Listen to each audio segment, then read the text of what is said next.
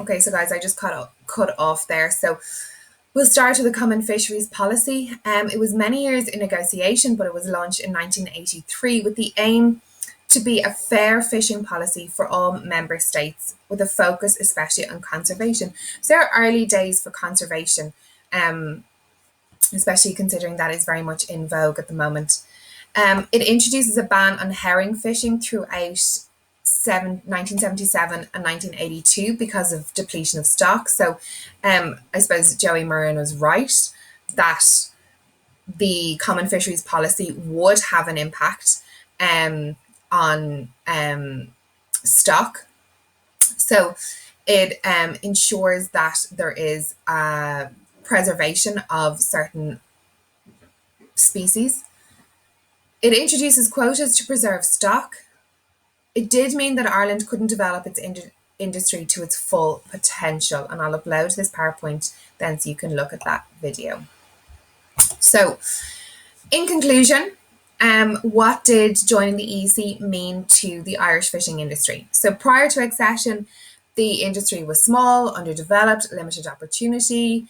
There weren't many people involved or employed within the industry. It was very much considered a part-time role. There were hundreds of part-time fishermen, but very few full-time fishermen. And it wasn't considered to be a major source of funding or profit for the economy. However, joining meant that funds will be made available for development. There will be additional markets, of course, across the continent. They would get more funding, which would mean more jobs, and infrastructure development would be paramount, especially around the area of fish processing plants and harbour development. So the EEC meant advancement for Ireland, but also for other member states, which were more advanced than Ireland at the time of accession. So therefore, Ireland was always behind. Stocks depleted after joining, that's for sure. There was a major source of income for underdeveloped areas.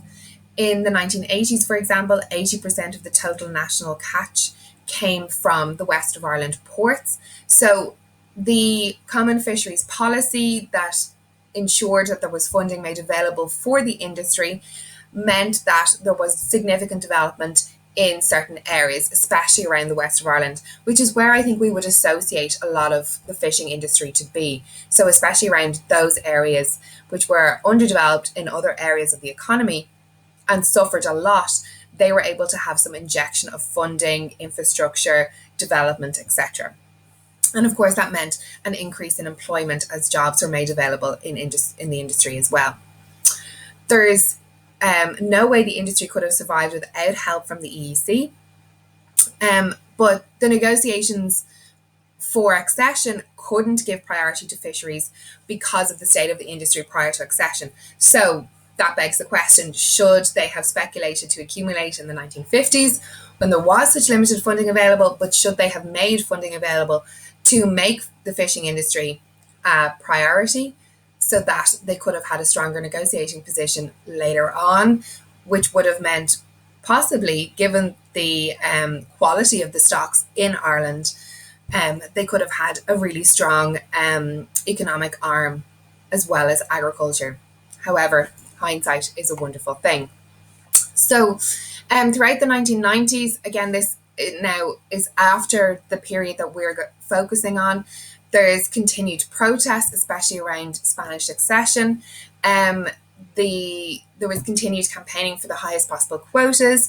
There was a government support which sustained a strong Department of the Marine, which led to the development of aquaculture in the 1980s and really strengthened and improved the industry. So these slides just focus on the joining of Ireland to the EEC, but just some of the questions that you could be looking at in terms of the contextualisation question are, what were the positive and negative effects of Ireland's accession to the EEC, and what were the changes to the Irish industry in terms of fishing during the 1970s and 80s. So what I would suggest that you do there is just draw up a grid, positive on one side, negative on the other, and that'll give you a really strong base. So remember the contextualized question.